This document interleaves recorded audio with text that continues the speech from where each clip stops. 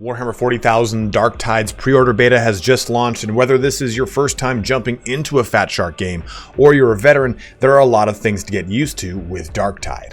In this video, I'm going to help you through 10 of my big tips to get you started, or at least break the mystique of the game. Now, these aren't earth-shattering tips, but if you're new to this whole thing, you probably greatly underestimated the difficulty curves, so let me crack this bad boy open for you. One thing I will say up front is that Darktide is very much a co-op and team game. So while all these tips are individually important, it is you along with your battle brothers in arms that will help stem the tide of heresy in the Underhive. You can quickly navigate to each one of the tips using the chapters in both the description and the timeline. And if you end up enjoying the video, please don't forget to like, comment, or subscribe. I cannot tell you how much that helps any content creator you watch, and I will be covering a ton of Darktide content with a lot of build, weapon, and general gameplay guides, all coming out in the next week or so. I'll be also streaming on Twitch with the same username I have on YouTube. Find that in the description as well. But let's get started here on 10 tips that help keep you alive in Darktide. The first tip I want to go into is about hit indicators, and these are going to be pretty self-explanatory, but it's still kind of worth breaking them open. So if I just shoot any old unit, I get a little white reticle burst. That means that I've just hit them.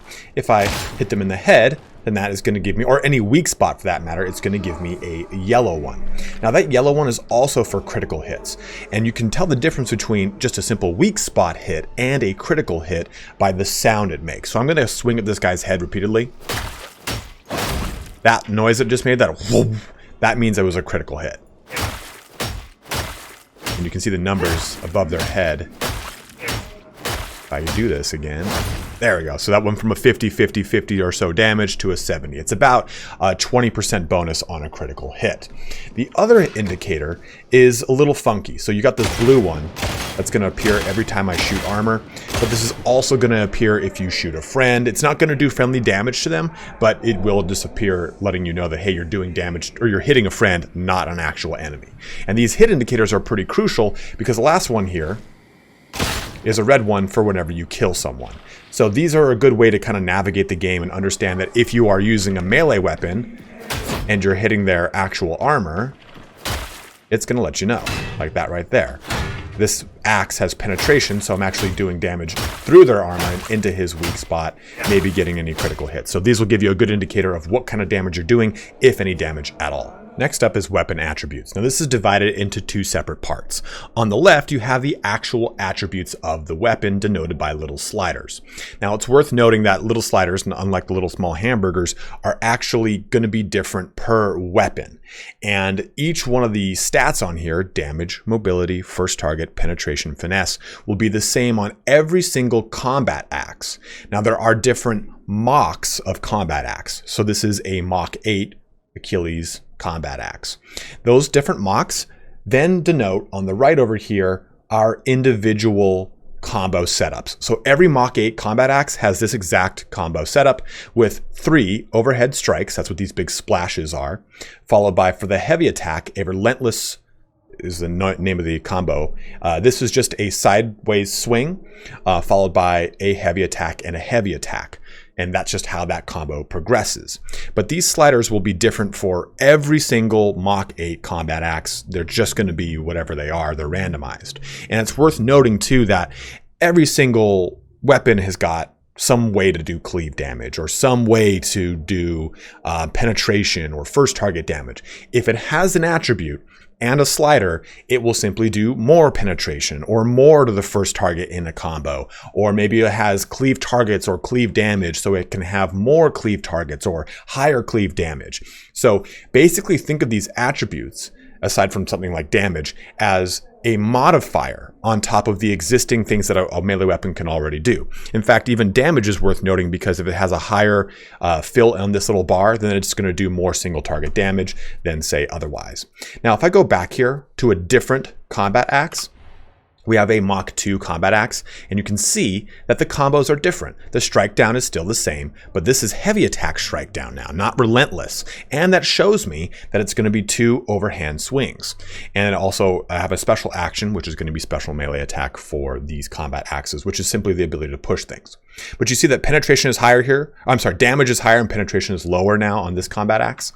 All worth noting because this is how this all kind of comes together. It's going to go ahead and switch. And 1, 2. 1, 2. Now our light attack is 3 overhand swings. So that is how those combos work for your weapon attributes. On the note of weapons, do not forget about your special attack. This is going to be different for every single class or mock of weapon typically. So for this combat axe, the special attack is a quick little underhand chop here. So I can kind of combo that in to my attacks. But if I'm using a ranged weapon, like this here awesome bolt gun, sometimes the special attack is a quick shove or push, or ability to kind of get people away from you so that you can push them away, bring out your melee weapon, and chop into them. For las guns, this is typically a torch. For a auto pistol, it's a torch, you know, the ability to turn on a flashlight. So remember these special attacks, because especially with ranged weapons and playing the veteran, this can buy you an extra step or two to get your melee attack weapon out to save the day. Cosmetics, or drip as the kids doth call it, is not only an important part of Darktide, but of Vermintide 1 and 2 as well. And you can get different cosmetics through the timed store and other portions of the game, but there's another way you can get them, and that is through the Penance system. So if you go ahead and press escape, go to Penances, and then you go into the individual class, you'll have ways that you can get access to penances by completing certain objectives. Now, these are not difficulty based, which is really cool. Some of them will. They'll say like, hey, you need to do this in a difficulty. But example here, abhor the mutant. While dashing, kill a mutant with a melee attack. And this will reward you with the anointed mendicant's vestments. And this has a bunch of different connotations for different classes, different heretics. So killing different monsters will award you certain things. Like say this one here, praise the God Emperor. As a preacher, complete at least one mission of each type, and that's going to give you this portrait frame. Or there are some that are nested. This allows you to do multiple penances, which will then result in this reward. So make sure you go through this entire list to determine which ones you want to focus on for your individual characters or individual cosmetics you want to unlock. Because I did not realize this was a portion of the game for a handful of hours. So definitely make sure you're looking at this and having those objectives in mind when you are playing through. Moving over to our feat screen, we're going to talk about Iconic, Aura, and Blitz as our next tip. And these might seem like no-brainer things to think about, but when you're building your character or you're playing your character, you really want to think about them. Especially say for the Preacher or for the Psyker, which has two abilities that rely on damage or peril and stuff like that. An example here, we're going to take a look at the iconic ones for the Zealot. We have got Swift Exorcism, 10% melee attack speed, but Martyrdom, plus 5 damage for each 15 missing health, max stacks 3, or Until Death, every 90 seconds, taking damage that would kill you, gain invulnerability for 5 seconds. Now you're going to build your feats into certain things in the iconic section that maybe bolsters you or your allies. Take a look at this one, for example. Martyrdom, max stacks 3. Well, this feat's going to give it so it's got max stacks of 6. And I can even use stuff like this, Thy Wrath Be Swift, where, okay, I'm taking damage. Well, now I gain 30% movement speed, and my martyrdom's going to stack up to 6 stacks. So I'm going to get a flat 30 plus damage here. So you can really get a lot of bonuses from a lot of these things by trying to boost them together. Further in, Aura, plus 7% toughness damage reduction, allies and coherency. Well, this is plus 15% damage reduction, allies and coherency. So now I'm looking at a 22% toughness damage reduction. And toughness is so crucial in the latter portions of the game because health is a finite resource, whereas toughness will auto-regenerate. It's an infinite resource. The other thing here is Blitz. Depending on who you play, this is either going to be a head burst if you are the Psyker, or if you're playing a Preacher, you have a stun grenade or a frag grenade if you're the veteran, or a grenade box if you're the Ogren. But you can just really make sure you're looking at your iconic abilities and building into them feat-wise. Like say, for example, this ability of Until Death, well, there's a feat right here that goes right alongside it. Or you can use stuff like this where you get attack speed bonuses when your health drops below certain portions. So there's so many ways to layer these to make the perfect build for your Darktide playthrough. Moving into some Preacher gameplay, let's talk about the ult for the Preacher. Now the game tells you to hold down F to select what target you want to charge into. And maybe after the tutorial you forgot that this was an ability. I did, so I'm reminding you that this is how this is done. Now if I just simply hold down F and release, charges in and just kind of bumps the person. You get this aura around you telling you that you can have I think it's like a 20% increase to your crit chance, which is great, but also it will replenish your toughness. That's probably the best thing about the ult. But you want to kind of do a wombo combo here. So I've got the Thunderhammer, and the Thunderhammer's special attack is a activate ability, which turns on the field around it. And then I want to hold a heavy attack before we do the ult. This is what that looks like. So what I did there, again, activated, charged a heavy attack, held down F to select the target, and then I just released F. I held the left click down the entire time, and that will allow the character will automatically release that in tow and smash into them, doing 1200 damage. Let's just see that one more time. I'm probably gonna mess this up, but it'll be fine. There you go, 1200 damage. Otherwise, that would do 866 without the charge. See right there is 866. Do it again. That's just enough to kill it. That's instead of 385. But that is how you use the Preacher's ult to the best of its ability. Next up is a discussion about grenades. And depending upon which class you have, you might not actually have access to them. The Psyker has a head pop. The Ogryn has the ability to throw a grenade box, which eventually evolves into that box exploding with feats. But the Preacher has a stun grenade, and the Veteran has a frag grenade, both of which are so useful, especially in the latter difficulties. But if I go ahead and press G, it does not throw the grenade automatically like, say, Call of Duty. And it's worth noting, too, that in this screen, you can dash forward like that and actually mess up the video. But if you hold left click, you're going to throw that grenade. Right click cancels it. There you go. If I just simply tap left click, I'm going to quickly throw the grenade like that. But there's also an underhand. If I hold down right click and press left click, which pretty much makes it so that I don't need to do this. And it's much easier and faster, even if I just tap left click. Like, that's a lot to do. If I press right click and then do it, it's just gonna chuck it at my feet very quickly. And it's a little bit faster of a throw than simply just doing the quick throw. You can see that's still a pretty big wind up here than just doing that. Quickly chucks it at your feet. So just make sure you're choosing one of the three ways to throw a grenade, either the quick throw, the aim throw, or the aimed underhand grenade to get the most use out of it. Because if you're playing in a ladder difficulty and you're really getting pinned by a lot of people, you have a track star's arm here, man. Like, this is like D1 Combine right there. Like, check that out. That's a pretty far distance you can chuck that grenade to lock down anyone that's doing range fire, that's suppressing you, or even a sniper that's killing your units off. Your teammates off. Really use those grenades, because you can get a lot of damage out at a much further distance than you think you might be able to. You can't jump shot them, but still, it's worth using your grenades as much as you can. So this note about suppression is pretty important, because the game doesn't really do an amazing job of explaining suppression. And suppression is huge in the latter difficulties when you will be pinned down. As soon as you hit into difficulty 4, the game drastically changes. And if you look at this, if I take this autogun, you just kind of shoot around these units. They're aware that there's bullets whizzing by their head, but by and large, they are just not perturbed by this. Sometimes they'll run away like that. That's suppression right there, is when they start to, when you really get them to hunker down and stop doing what they're doing. That is the key. But there are certain guns with certain levels of, let's just say, terror-inducing weaponry that really are going to be what you're looking for here. So let's go ahead and equip a, a bolt gun. This is going to be a game changer. Watch how these guys just scatter. I would do the same thing when around a bolt gun. Like, if you shoot the ground and it kind of shoots like around, they'll be like, oh man, I don't want to deal with this thing. And that's crucial, because if you keep things suppressed and you keep them kind of locked away from firing at you, then your team has a chance to kind of get around and do the damage they need to do. You don't always need to one-shot people. Just simply using the ammo at your disposal to get people to hunker down is really going to be crucial in the higher difficulties as you really deal with hordes and hordes of endless things in Darktide. Darktide is filled to the brim with enemies, and this next tip is about knowing the different type of enemies in the game. You've got these initial poxwalkers right here, these dregs that are just kind of like zombie dudes. Then after that, you start to get into the scabs. And the scabs are your corrupted guardsmen, more or less. The dudes with just maces are just maces. Then you have your scab variants with the las gun. But now we're going to start talking about elites and specialists.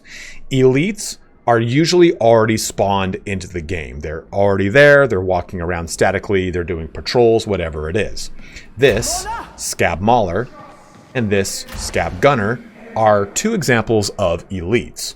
Then we further have the Crusher, which is an armored foe, and you're going to need to constantly, just like the Mauler over there, you're going to need to do either like charge damage like this, or kind of get behind it and try and find a weak point like its head and neck to do the most damage. You've got the Bulwark, which is another enemy that you're going to need to get behind to do any real damage. Otherwise, you're going to hit the shield and nothing's going to happen. You have another elite right here in the Reaper, which is just another variation of your Ogryn here, and he's going to be suppressing you with that Stubber. So when we move over to this, though, we have the Scab Sniper.